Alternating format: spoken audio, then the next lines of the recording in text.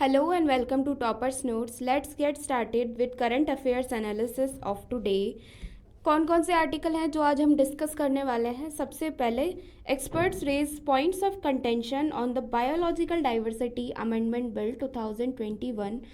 पहले हम डिस्कस करेंगे कि बायोडाइवर्सिटी एक्ट पहले क्या था, उसके अंदर रिसेंटली क्या क्या अमेंडमेंट्स जो हैं वो प्रपोज किए गए हैं और ऑब्जेक्शंस क्या हैं वेरियस स्टेक होल्डर्स के, और क्या एक वे फॉरवर्ड निकल के आ सकता है। सेकेंड आर्टिकल हम डिस्कस करेंगे new species of venomous snake registered from north east. ठीक है, तो अभी एनवायरमेंट का जो वेटेज है वो प्रीलिम्स में बहुत ज़्यादा बढ़ गया है, तो प्रीलिम्स के अकॉर्डिंग ये छोटा सा एक न्यूज़ आर्टिकल बहुत ही ज़्यादा इंपॉर्टेंट है। एक वन टर्म क्वेश्चन यहाँ से निकल के आ सकता है। Third, researcher share draft genome sequence of monkey pox virus. Monkey pox virus जो है अभी न्यूज़ में है, और corona virus, monkey pox virus, ये सारे के सारे साइंस एंड टेक में जो वायरस आते हैं इनसे क्वेश्चंस पूछे जाने के चांसेस बहुत ज़्यादा हैं, तो हम ये वाला आर्टिकल भी एग्जाम रेलेवेंस से यहाँ पर डिस्कस करने वाले हैं। फोर्थ आर्टिकल है हमारा why the joining of NATO by Sweden and Finland is being opposed by Turkey. तो तीन देशों के बीच में क्या समीकरण बैठ रहे हैं वो सारी चीज़ें भी हम इस वाले आर्टिकल में यूक्रेन रशिया वार के पर्सपेक्टिव में डिस्कस करने वाले हैं। फिफ्थ हमारा आर्टिकल होगा Assam Arunachal border dispute likely to be resolve by next year. Assam के अभी रिसेंटली हमने देखा था मेघालय के साथ डिस्प्यूट चल रहा है, बाकी सारे जितने भी एडजॉइनिंग स्टेट्स हैं उनके साथ जो डिस्प्यूट चल रहा है उसमें से एक है आसाम अरुणाचल बॉर्डर डिस्प्यूट। तो होम मिनिस्टर ने एश्योरेंस दिलवाया है कि अगले साल तक ये रिजॉल्व हो जाएगा। ठीक है, तो इसके बारे में हम इस आर्टिकल में डिस्कस करेंगे। सिक्स्थ हमारा आर्टिकल है government reconstitute central advisory board on archaeology. ये भी प्रीलिम्स के लिए इम्पॉर्टेंट है। कभी कभी ऐसे बोर्ड्स या फिर बॉडीज़ के ऊपर क्वेश्चंस पूछ लिए जाते हैं, उनके चेयरमैन या फिर उनका कॉन्स्टिट्यूशन, उनका कंपोजिशन, रिसेंटली उनका क्या वर्क है, तो इसलिए ये एग्ज़ाम रेलेवेंस के अकॉर्डिंग हम इसे देखेंगे। सेवन्थ हमारा आर्टिकल है centre lifts export prohibition on bamboo charcoal to boost bamboo industry. Bamboo charcoal, अगर आपने प्रीवियस ईयर क्वेश्चंस फॉलो किए होंगे तो आपको एक वर्ड वहाँ पे देखने को मिला होगा बायोचार। बायोचार यानी बायो चारकोल, तो वैसा ही एक यहाँ पे बैम्बू चारकोल निकल के आया है। तो ये बैम्बू चारकोल भी इस अकॉर्डिंग अगर हम देखें तो प्रीलिम्स के लिए बहुत ही ज़्यादा इम्पॉर्टेंट है, तो हम इसको उस रेलेवेंस में डिस्कस करेंगे। चलिए, पहला आर्टिकल है उसको हम कॉम्प्रिहेंसिवली देख लेते हैं। जैसा कि हमने देखा था, फर्स्ट हमारा आर्टिकल था experts raise point of contention on the biological diversity amendment bill 2021। Context क्या है? Rajya Sabha MP has criticise the provision of the bill that is currently being reviewed by the joint parliamentary committee. The law was introduced in parliament last year by the union environment minister and was referred to joint parliamentary committee. ये जो हमारा newspaper article है, इसका जो context हमने पढ़ा तो इसमें हमने दो चीज़ें सीखी। सबसे पहला तो ये कि ये बिल अभी पास नहीं हुआ है, ये अभी जॉइंट पार्लियामेंट्री कमेटी के अंडर कंसिडरेशन में है। तो उनके एक जो मेंबर हैं राज्यसभा एमपी हैं वो उन्होंने कुछ पॉइंट्स ऑफ कंटेंशन रेज किए हैं, उनके बारे में हम डिस्कस करेंगे। ठीक है, लेकिन इसमें एक बहुत ही ज़्यादा इंपॉर्टेंट बात ये भी हो जाती है कि एक ये बिल है उसको कैसे पास किया जाता है। मतलब ऐसे ना आप चीज़ों को कनेक्ट कर सकते हो। जैसे अगर आप इन्वायरमेंट भी पढ़ रहे हो लेकिन आपको एक पॉलिटी का जो है टर्म मिल गया, तो वहाँ से आप याद कर सकते हो कि क्या मुझे याद है जॉइंट पार्लियामेंट्री कमेटी के पास में जब बिल रेफ़र हो जाता है तो उसके बाद में उनके रिकमेंडेशंस को मानना जो सेंट्रल गवर्नमेंट है या एग्जीक्यूटिव है उनके लिए ज़रूरी है या नहीं है, या फिर उनको इसे इग्नोर कर सकते हैं, या फिर कितने दिन के लिए ये इसे अपहोल्ड कर सकते हैं। क्या जॉइंट पार्लियामेंट्री कमेटी को बिल को रेफ़र करना एक ऑब्लिगेटरी स्टेप है या फिर एक बोले कि एक ऑप्शन है कि हाँ कर सकते हैं या नहीं कर सकते हैं। तो यहाँ से आपका एक पॉलिटी का टॉपिक भी तैयार हो जाएगा। अगर आपको इसके बारे में सब कुछ याद आता है तो बहुत अच्छी बात है, मतलब आप उस टॉपिक में फुल्ली प्रिपेयर्ड हैं। और अगर आपको लगता है कि नहीं मेरे को जॉइंट पार्लियामेंट्री कमेटी से रिलेटेड जो भी फैक्ट्स हैं पार्लियामेंट वाले चैप्टर में मुझे नहीं आता है, तो आप वहाँ स्टैटिक में जाके इसको रिवाइज कर सकते हैं। तो इस तरीके से इंटरलिंकेज करके आपकी एक हॉलिस्टिक प्रिपरेशन एग्ज़ाम के लिए हो जाती है।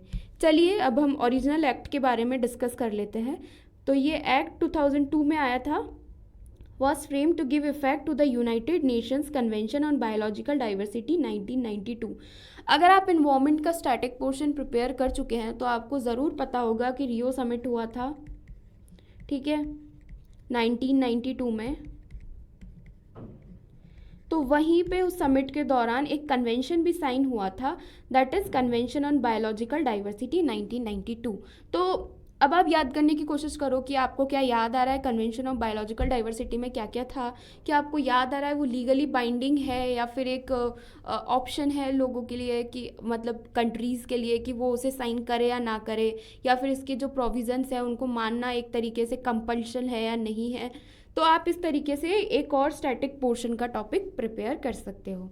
The convention strives for sustainable, fair and equitable sharing of benefits arising out of utilisation of biological resources associated traditional knowledge.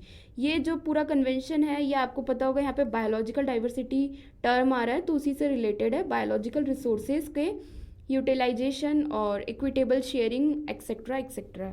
कई बार क्या होता है कि जो बायोलॉजिकल रिसोर्सेज जो हम नेचर से एक्सट्रैक्ट करते हैं उनका प्रॉपर यूटिलाइजेशन, सस्टेनेबल यूटिलाइजेशन नहीं करते हैं, तो उसी के रिगार्डिंग एक कन्वेंशन साइन हुआ था ताकि इन सब की एक सस्टेनेबल वे में यूजेस को इंश्योर किया जा सके।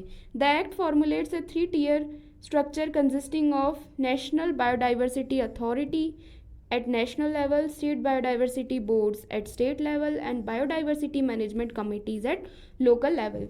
तो ये 3 tier स्ट्रक्चर है इस एक्ट के अंदर, ठीक है। सबसे पहले NBA, उसके नीचे SBB, देन BMC। अब इन चीज़ों को ज़्यादा रटने की ज़रूरत नहीं है, आप इसे एक नॉर्मल अगर आप सुप्रीम कोर्ट का या जुडिशरी का जो है हमारा स्ट्रक्चर आपको याद है तो वहाँ भी यही होता है, सेंटर पे सुप्रीम कोर्ट, स्टेट पे हाई कोर्ट, देन उसके बाद में सबऑर्डिनेट कोर्ट। तो वैसे यहाँ पे भी सेम 3 tier स्ट्रक्चर है, तो आप उसके रेफरेंस में इस तरीके से चीज़ों को याद कर सकते हो।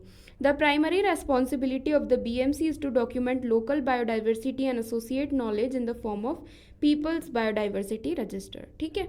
अब हम देखते हैं कि जो एक्ट है, ओरिजिनल एक्ट है बायोडाइवर्सिटी एक्ट 2002, इसके अंदर क्या क्या अमेंडमेंट्स हैं जो प्रपोज किए गए हैं। ऑब्वियसली 2002 में एक्ट आया था और अभी हमारा 2022 चल रहा है, तो इतने सालों में कुछ तो चेंज हुआ होगा, कितनी सारी नई चीज़ें आ गई हैं। अगर हम बात करें तो आयुष मिनिस्ट्री जो पहले नहीं थी लेकिन अभी है, तो ये सारी चीज़ें है, उनको इनकॉर्पोरेट करने के लिए कुछ अमेंडमेंट्स उस बिल में लाए गए थे, तो हम वो देख लेते हैं। The text of the bill says it proposes to widen the scope of levying access and benefit sharing with local communities and for further conservation of biological resources. यानी ये लोकल कम्युनिटीज़ के साथ जो एक्सेस है उसको एक तो widen करना चाहते हैं और बायोलॉजिकल रिसोर्सेज के कंजर्वेशन को और ज़्यादा बढ़ाना चाहते हैं। इसके अलावा एग्जेम्प्ट करते हैं registered AYUSH medical practitioners and people accessing codified traditional knowledge among others from giving prior intimation to state biodiversity board for accessing biological resources for certain purpose. तो अभी आयुष के बारे में आपको पता होगा, आयुर्वेद, यूनानी, आयुर्वेद, योगा, यूनानी, सिद्धा, होम्योपैथी, तो इनसे रिलेटेड जो भी लोग होते हैं मोस्टली हर्बल चीज़ें यूज़ करते हैं। तो अगर उनको बायोडाइवर्सिटी से रिलेटेड बायोलॉजिकल रिसोर्सेज जो हैं वो अगर एक्सेस करने हैं तो उनको काफ़ी लंबा प्रोसेस जो है फॉलो करना पड़ता है, और उसी की वजह से शायद आयुष जो है वो ज़्यादा मोटिवेट या फिर लोगों के पास इतना मोटिवेशन नहीं है उसको यूज़ करने का। तो इसलिए इन्होंने इस एक्ट में इसको थोड़ा एग्जेम्प्ट किया है ताकि इसको जो एक्सेस करना है वो आसान हो सके और इसके यूजेस को और ज़्यादा जो है मोटिवेशन मिल सके, प्रमोशन मिल सके। लेकिन उसी बीच कुछ सबसे पहले हम रीजंस देख लेते हैं, reasons to amend the original bill. आखिर ओरिजिनल बिल को अमेंड करने के क्या कारण रहे। It was drafted in response to the complaints by traditional Indian medicine practitioners, the seed sector and industry that the act impose heavy compliance burden. जो मैंने अभी थोड़ी देर पहले बात की थी कि कंप्लाइंस बर्डन बहुत ज़्यादा है, इनको तरह तरह की जो है अपनी जो है कंप्लाइंस के लिए स्टेट गवर्नमेंट से बहुत ज़्यादा परमिशन लेनी पड़ती है, तो इसकी वजह से इनकी कंप्लेंट्स थी कि हमको इनको थोड़ा इजी एक्सेस करो ताकि इस चीज़ को प्रमोशन मिल सके। तो इसीलिए इस बिल में इस एक्ट में कुछ अमेंडमेंट्स किए गए हैं। And made it hard to conduct collaborative research and investment and simplify patent and application process. तो इन्हीं सब कारणों से इस बिल को लाया गया। ठीक है, अब देखते हैं objections raised on the proposed bill. क्या क्या ऑब्जेक्शंस हैं? तो इन्वायरमेंटल ऑर्गेनाइजेशन है, उनका ये कहना है कि amendments were made to solely benefit the AYUSH. ठीक है, हमने अभी बात की थी कि आयुष जो है लाइक आयुर्वेदा, योगा, नेचुरोपैथी, यूनानी सिद्धांत, होम्योपैथी मिनिस्ट्री को फ़ायदा पहुंचाने के लिए ये अमेंडमेंट्स किए गए हैं, ऐसा इस इन्वायरमेंटल ऑर्गेनाइजेशन का ऑब्जेक्शन है। It would pave the way for biopiracy. इनका ये कहना है कि इससे बायोपायरेसी को और ज़्यादा बढ़ावा मिल सकता है।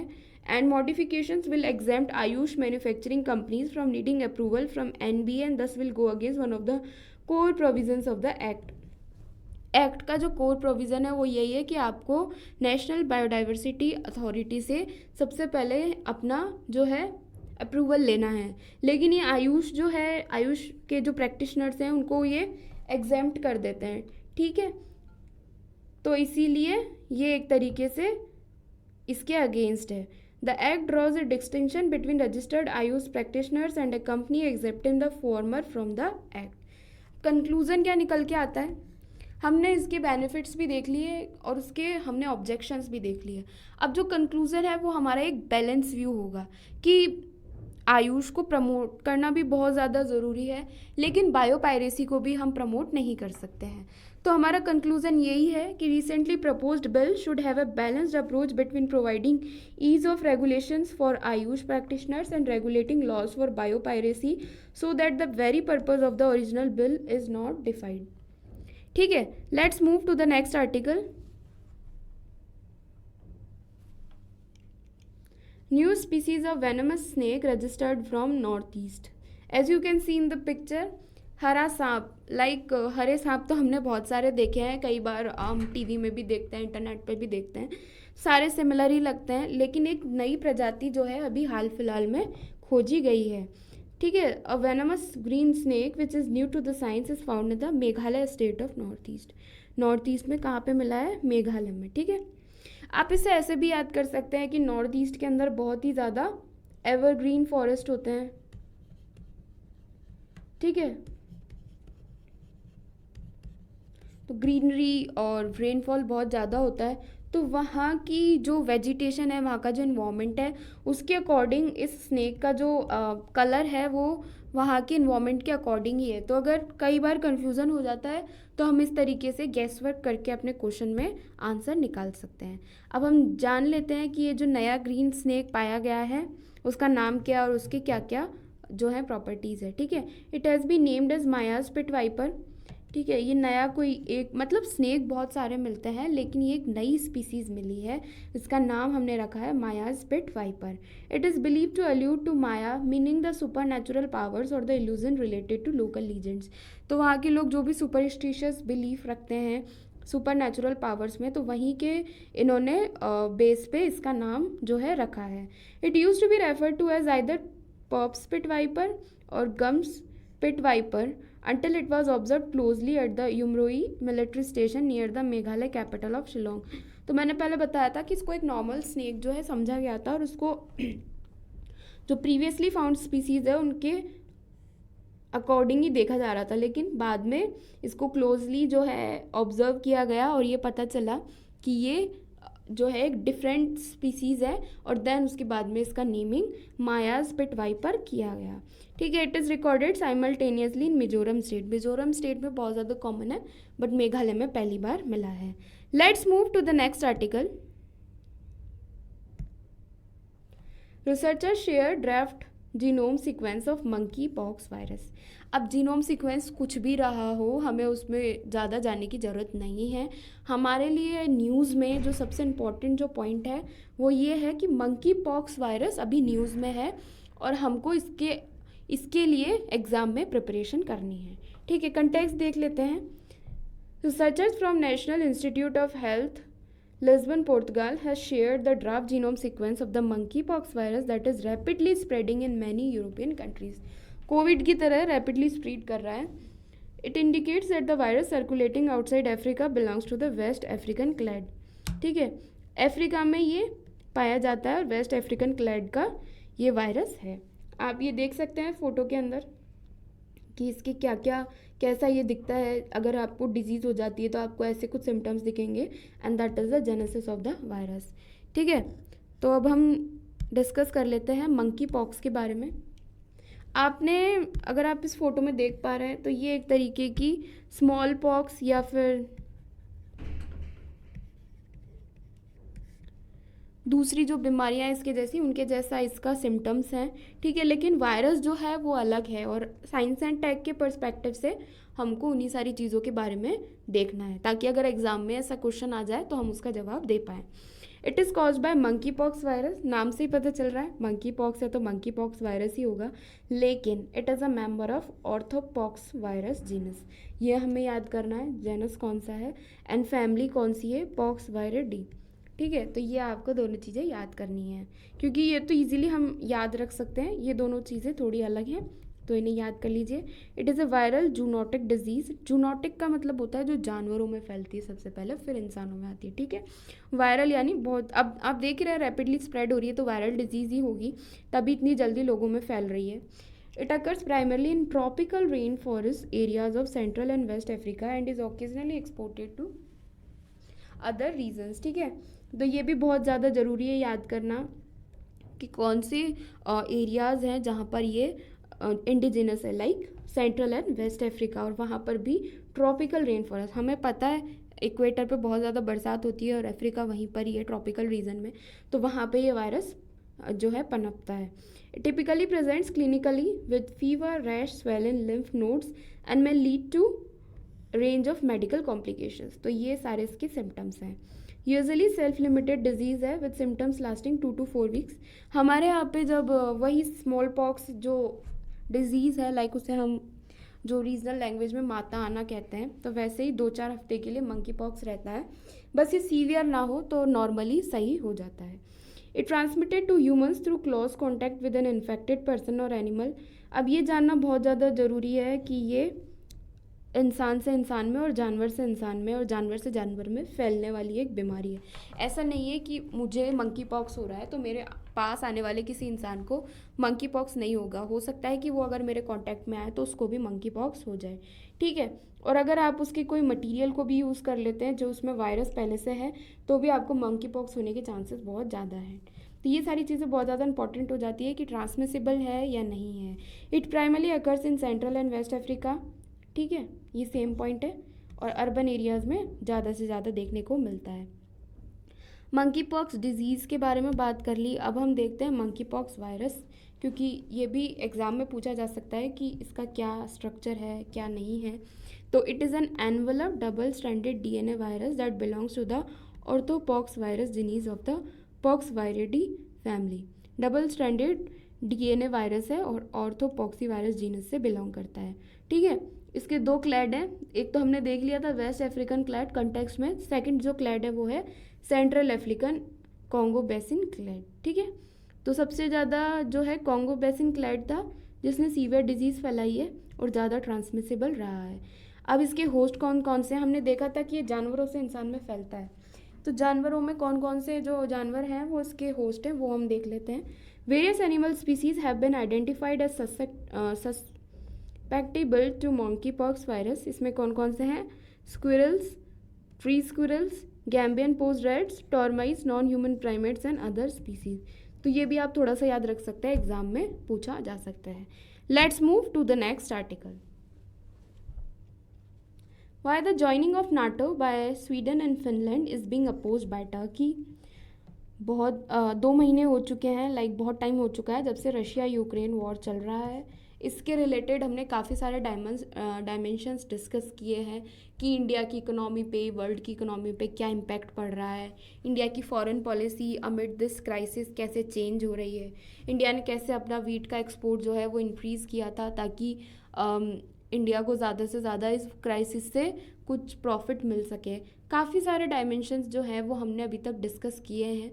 इसमें एक नया डायमेंशन निकल के आया है कि स्वीडन और फिनलैंड भी नाटो को ज्वाइन करने के लिए फॉर्मली एप्लीकेशन दे चुके हैं।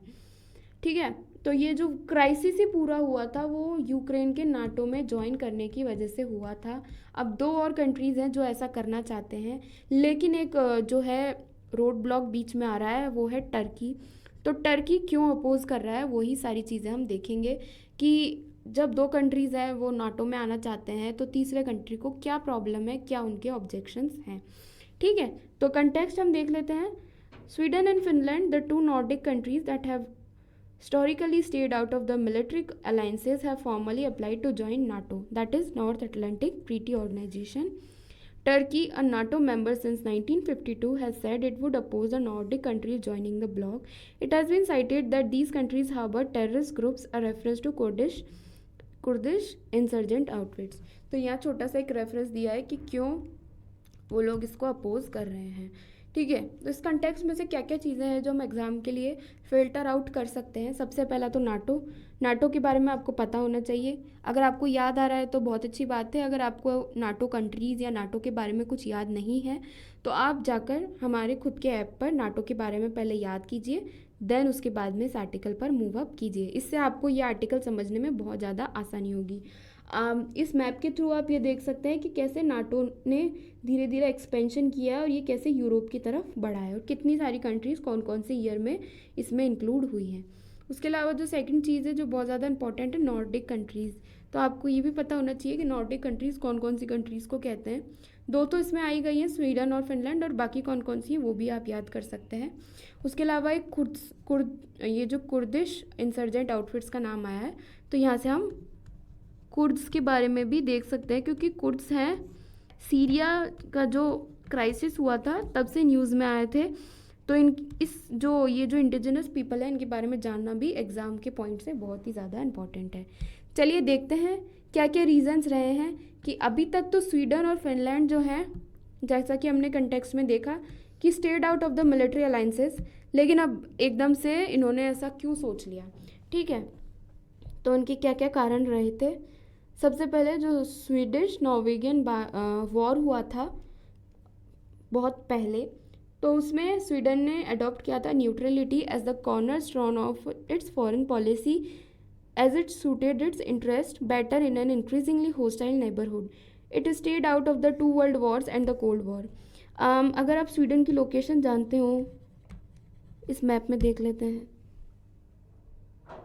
ये स्वीडन यहाँ पे है, स्वीडन और फिनलैंड। ठीक है, तो रशिया के साथ फिनलैंड की जो है बाउंड्री लग रही है। उसके अलावा स्वीडन भी बिल्कुल रशिया के पास में ही है और यहाँ पर जो है यहाँ से वेस्ट स्टार्ट हो जाता है। लाइक यहाँ पे आप देख सकते हैं कनाडा और रशिया। तो इन दोनों के बीच में ये दोनों कंट्रीज़ थे, तो इनको न्यूट्रलिटी अडॉप्ट करना इसलिए सूटेबल लगा ताकि इन दोनों के बीच में जो वॉर हो रहा है उसमें ये जो है बीच में ना पड़े और अपना नुकसान ना करवाएं। कई बार आपने देखा होगा, मैं एक डेली लाइफ एग्जांपल से समझाती हूँ कि 2 लोगों में लड़ाई हो रही होती है पड़ोसियों में, तो कई लोग होते हैं जो बीच में इन्वॉल्व हो जाते हैं। ठीक है, कि ना वो या तो लड़ाई में इन्वॉल्व हो जाएंगे या फिर समझाने में। तो उससे क्या होता है कि उनको कई तरीके से नुकसान हो जाता है। ठीक है, अगर किसी भी तरीके का नेगेटिव इम्पैक्ट आता है तो वो उनके ऊपर भी आता है। लेकिन कुछ लोग होते हैं जो घर में एकदम चुपचाप बैठ जाते हैं, यानी न्यूट्रल स्टैंड ले लेते हैं, ना इस तरफ ना उस तरफ। तो उससे क्या होता है कि अगर कोई भी नेगेटिव इम्पैक्ट होता है, अगर किसी के भी साथ कुछ भी दुर्घटना होती है तो उससे वो लोग दूर रहते हैं क्योंकि उन्होंने उस चीज़ में इन्वॉल्व ही नहीं हुए। इवन अगर कोई पुलिस केस भी होता है तो उनको कोई नहीं पूछेगा क्योंकि उन्होंने उसमें इन्वॉल्व होना चूज़ नहीं किया। तो वैसा ही स्वीडन और फिनलैंड ने किया कि जब रशिया या फिर यूएसएसआर और वेस्ट के बीच में जब लड़ाई चल रही थी या फिर जब वर्ल्ड वॉर चल रहे थे या कोल्ड वॉर चल रहे थे, तब इन्होंने एक न्यूट्रल स्टैंड इसलिए लिया ताकि ये अपनी कंट्री को इन सारे नेगेटिव इम्पैक्ट से जो है बचा सके। ठीक है, इसके अलावा अगर हम बात करें फिनलैंड की, तो फिनलैंड जो है वो इन्वॉल्व था वर्ल्ड वॉर में और इवन यूएसएसआर के साथ भी वॉर में इन्वॉल्व थे। तो उसकी वजह से इनको काफ़ी ज़्यादा जो है नुकसान हुआ था। Like 19th century, Sweden, Finland also adopted neutrality as the centerpiece of its foreign policy. तो पहले स्वीडन ने अपनाया था और उसको देखे फिनलैंड ने भी फिर न्यूट्रल पॉलिसी अपना ली, क्योंकि वो एक बहुत ही स्ट्रॉन्ग जो नेशन है उसकी बाउंड्री के पास लाई करते हैं, और किसी भी तरीके की चीज़ करना वो रशिया को जो है एंग्री कर सकता है और उनके ऊपर अटैक होने के चांसेस बहुत ज़्यादा थे, इसलिए उन्होंने जो है न्यूट्रल स्टैंड अपनाया। ठीक है, now what factors responsible for Swefin's NATO application. तो अब क्या हुआ कि एकदम से इतने सालों से न्यूट्रल चल रहे थे, फिर एकदम से इन्होंने सोचा कि नहीं अब तो एप्लीकेशन दे ही देते हैं। तो उसका सबसे बड़ा कारण तो यही है कि यूक्रेन के ऊपर रशिया का अटैक। तो इन्होंने ये सोचा कि अगर ये यूक्रेन पर अटैक कर सकते हैं तो हो सकता है ये हम पर भी अटैक कर दें, क्योंकि फॉर्मली तो ये भी नाटो के साथ में इन्वॉल्व रहे हैं। लाइक उन्होंने उनकी मिलिट्री प्रैक्टिसेस में एप्लीकेशन दिया है और ये सब किया है, तो इन्वॉल्व तो ये भी रहे, तो हो सकता है इनके ऊपर भी अटैक हो जाए। Both countries are of the opinion that alliance would act as deterrence against potential future attacks.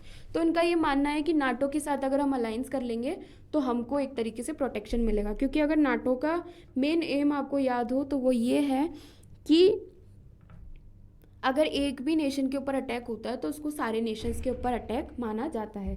तो ये अपने आप को बचाने के लिए नाटो के साथ जुड़ना चाहते हैं। And both have already developed deep ties with West and are members of European Union. West और यूरोपियन यूनियन के साथ ऑलरेडी इनके काफ़ी डीप टाइज है, और यही वेस्ट और यूरोपियन यूनियन कंट्रीज़ जो हैं वही मिलकर नाटो को बनाते हैं। तो इस तरीके से इनको यहाँ से भी मोटिवेशन मिला है। और एक कारण ये भी है कि रशिया भी ऑलरेडी बिजी है अटैक में, लाइक वॉर में, तो इनके ऊपर जो है अटैक करने के चांसेस वो हैं अभी बहुत कम है।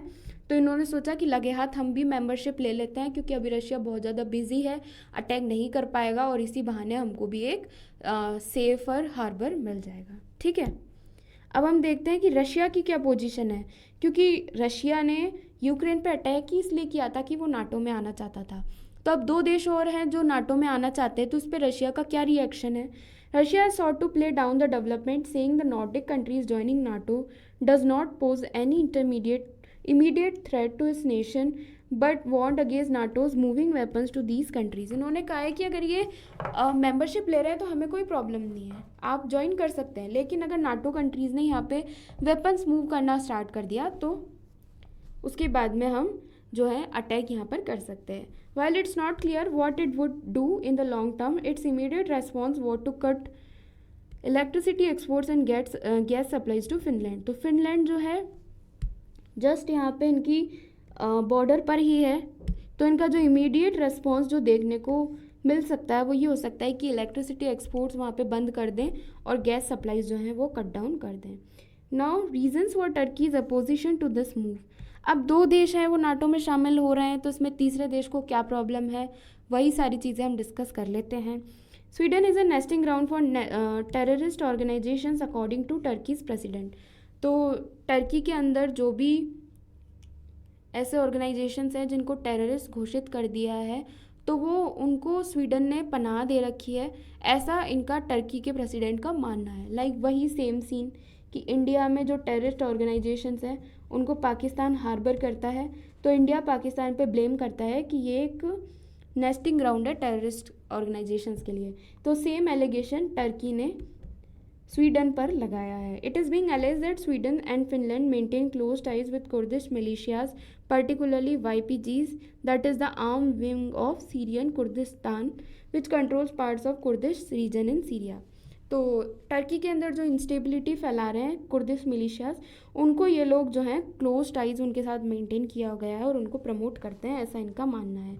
It also alleges that countries are hosting supporters of Fethullah Gulen movement. तो ये हमारे लिए इंपॉर्टेंट नहीं है नाम सारे, बस ये इंपॉर्टेंट है कि टर्की क्यों है अपोज कर रहा है। टर्की इसलिए अपोज कर रहा है क्योंकि वहाँ पे जो टेररिस्ट ऑर्गेनाइजेशंस हैं उनको स्वीडन और फिनलैंड हार्बर कर रहे हैं। ठीक है, उसके अलावा जो एक काउप जो अटेम्प्ट हुआ था 2016 में, उसके मास्टरमाइंड जो है वो भी स्वीडन में ही हैं। ठीक है, Sweden and Finland have also refuse to extradite 33 people wanted by Ankara. Ankara is the capital of Turkey.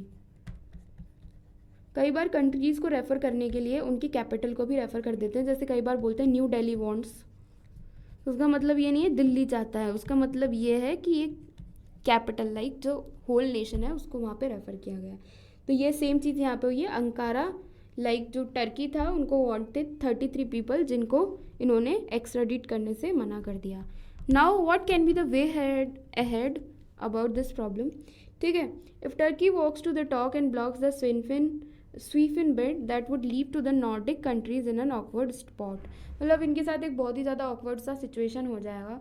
जैसा कि मैं एक और रियल लाइफ एग्जांपल देके आपको समझाती हूँ कि कोई बच्चा है, वो अपने घर से लड़ाई करके निकल गया कहते हुए कि मैं तो अपने दोस्त के यहाँ जाके या फिर अपने दोस्तों के यहाँ जाके रहूँगा, मुझे वहाँ पे तुम लोग यहाँ मुझे परेशान करते हो और मुझे तो वहाँ पे बहुत ही ज़्यादा सेफ़ फील होता है और मैं वहाँ पे बहुत मज़े करूँगा।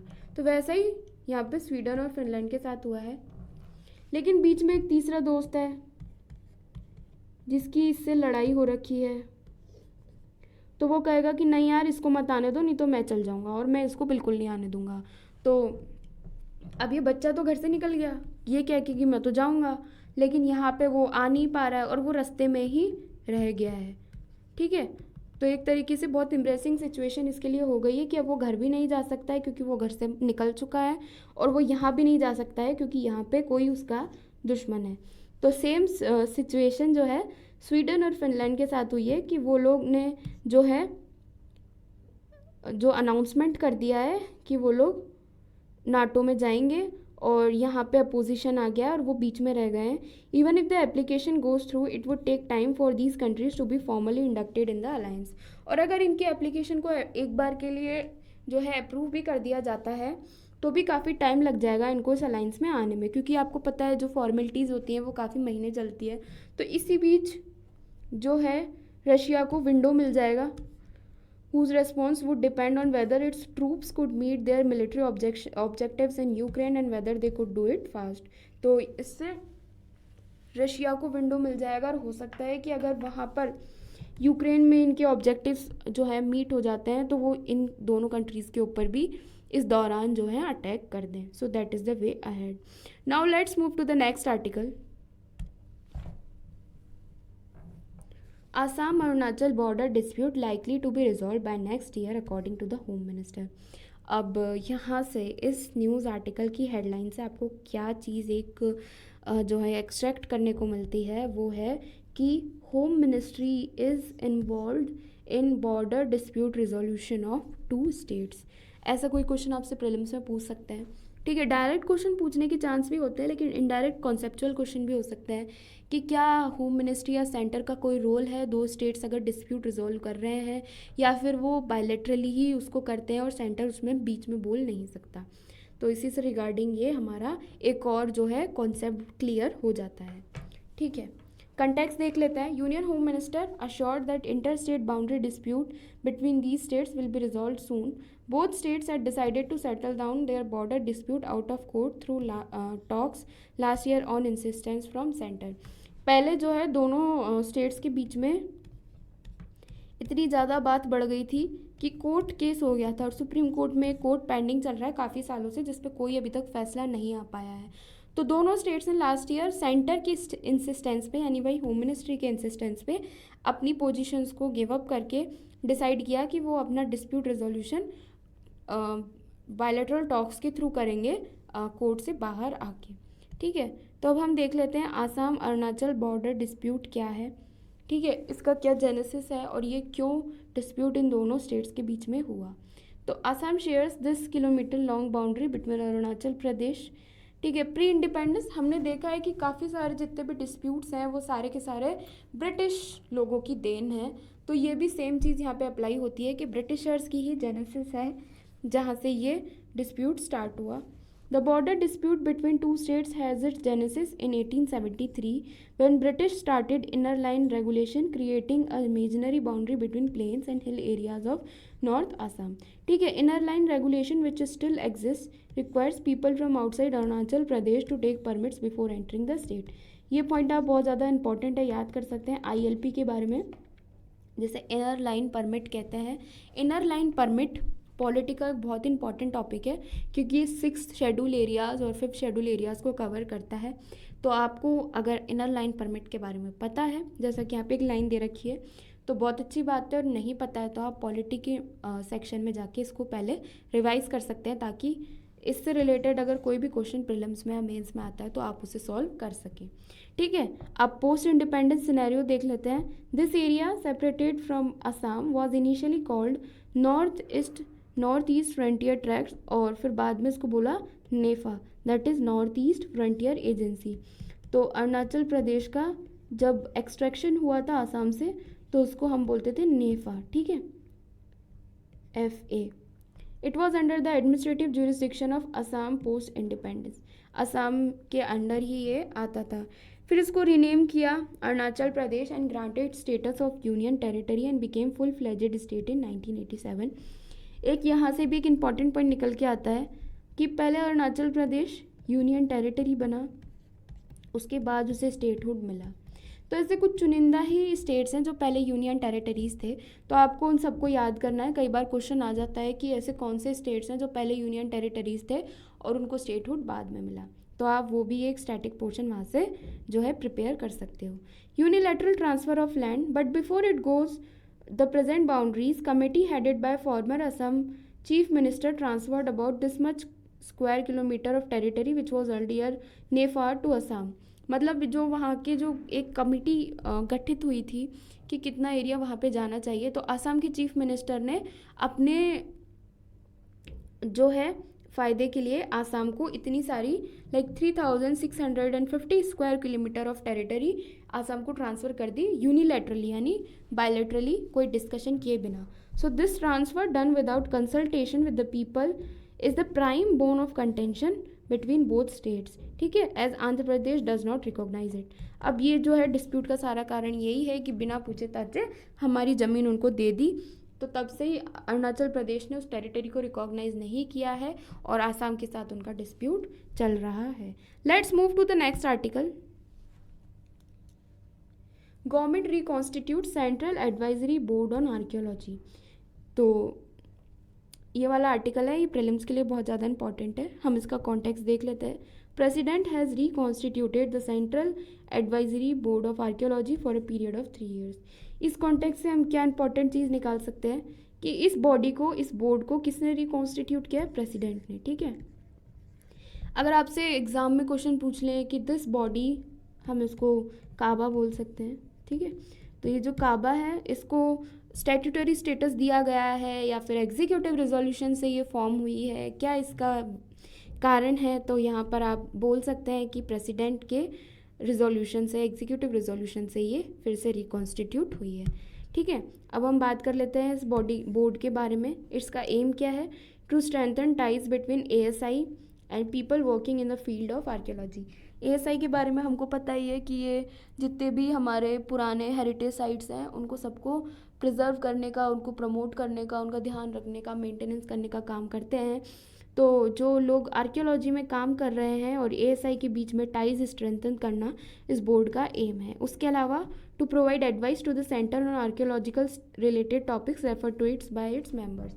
ठीक है, तो सेंटर को आर्कियोलॉजी पे एडवाइस करना भी इनका एम है। चेयरमैन कौन होंगे? Minister of culture. ये भी आपको याद करना बहुत ज़रूरी है, कई बार पूछ लेते हैं कि chairman is the home minister और द मिनिस्टर ऑफ कल्चर, तो ये आप उसके लिए याद कर सकते हैं। उसके अलावा मेंबर्स कौन कौन से होंगे? Officials from culture ministry and ASI as well as MPs, state government nominations, university representative, scientist and Indus valley script experts. इसे याद कर लीजिए। ये तो आप याद रख सकते हो कि ASI और कल्चर मिनिस्ट्री के लोग हैं। ठीक है, उसके अलावा स्टेट गवर्नमेंट के लोग भी हो सकते हैं, यूनिवर्सिटी रिप्रेजेंटेटिव्स, साइंटिस्ट और इंडस वैली स्क्रिप्ट एक्सपर्ट्स। इनका इसमें आना थोड़ा अनकन्वेंशनल है, तो हो सकता है आपको याद ना रहे, तो आप इस चीज़ पे फोकस करके इसको ऐसे याद कर सकते हैं। इसके अलावा 5 people selected by the Indian governments in their personal capacity as well as former ASI director generals, ये भी इसके अंदर इंक्लूड होंगे। And the board of directors will meet once a year, 1 साल में एक बार इनकी डायरेक्टर्स की जो है मीटिंग होगी। तो इस तरीके से हमने इस बोर्ड के बारे में जाना। Let's move to the next article. Central lifts export prohibition on bamboo charcoal to boost bamboo industry. Picture में दिख रहा है चारकोल, लाइक कोयले जैसा लग रहा है, कोयले का पाउडर, पर ये बैम्बू से बनाया गया चारकोल है। तो इसके एक्सपोर्ट प्रोहिबिशन को सेंटर ने इसलिए हटाया ताकि बैम्बू इंडस्ट्री को और बूस्ट मिल सके। कंटेक्स्ट क्या है? Government has lifted the export prohibition on bamboo charcoal in a move that would facilitate optimum utilization of raw bamboo and higher profitability in the Indian bamboo industry. Development comes in the back of KVIC, Khadi and Village Industries Commission to lift export restrictions on bamboo charcoal. इन्होंने request किया था कि आप इसके bamboo charcoal के ऊपर से export restrictions हटाइए ताकि बैम्बू बेस्ड इंडस्ट्री को सपोर्ट मिल सके और प्रमोशन मिल सके। ठीक है, बैकग्राउंड क्या है, बैम्बू से रिलेटेड क्या क्या फैक्ट्स हैं वो हम इसमें जानेंगे। Bamboo is commonly used to make agarbattis with up to 16% of the bamboo's upper layers being used for manufacture and rest 84% being going to waste। मतलब अगरबत्ती जब बनाते हैं तो सिर्फ 16% बैम्बू यूज़ होता है और बाकी का 84% जो है उसको वेस्ट में डाल देते हैं। मतलब एक बैम्बू में से कितना ज़्यादा नुकसान हो रहा है कि आप सिर्फ 16% यूटिलाइज़ कर पा रहे हो और बाकी सारा जो है अंडर यूटिलाइज है। Commercially the trash generated by agarbatti and bamboo craft business is not use नहीं होता है। As a result the cost of bamboo input for round bamboo sticks ranges from this compare to an average to this. तो ये और ज़्यादा महंगा बिकता है। What can be done to solve this issue? क्या कर सकते हैं? Bamboo waste is best utilise by producing bamboo charcoal. इसको हम बैम्बू चारकोल प्रोड्यूस करके यूटिलाइज कर सकते हैं, which is limited domestic market but is in high demand on the international market. India में तो इसकी डोमेस्टिक मार्केट में डिमांड नहीं है लेकिन इंटरनेशनल मार्केट में है, तो इस वेस्ट से हम चारकोल बैम्बू चारकोल बना सकते हैं। Bamboo charcoal is use for grilling, soil nourishment and as a raw material for activated charcoal production. ये बहुत ज़्यादा इंपॉर्टेंट है क्योंकि बायोचार के ऊपर क्वेश्चन पूछा जा चुका है, तो आपसे बैम्बू चारकोल के ऊपर, बैम्बू चार के ऊपर भी क्वेश्चन पूछ सकते हैं कि इसका क्या क्या यूज़ है। ग्रिलिंग, अगर कोई भी चीज़ ग्रिल करते हैं तो वहाँ पे इसको जला सकते हैं कोयले की तरह। सॉइल के नरिशमेंट के लिए यूज़ कर सकते हैं। उसके अलावा एक्टिवेटेड चारकोल जो है लाइक फेस वॉश या कहीं भी ये यूज़ होता है तो उसके प्रोडक्शन में भी इसको रॉ मटेरियल की तरह यूज़ कर सकते हैं। And export of bamboo charcoal is restricted by Indian government. लेकिन अभी तक जो है इसका एक्सपोर्ट रेस्ट्रिक्टेड था इंडियन गवर्नमेंट के द्वारा। ठीक है, what was the problem with bamboo charcoal back then? उस समय क्या ऐसे रीजंस थे, क्या क्या प्रॉब्लम रही थी कि इसको बैन किया हुआ था? Under 2017, the government changed the export policy for bamboo products, keeping all bamboo exports in open general license category, allowing them to be freely exported. उसके पहले ये freely export होता था।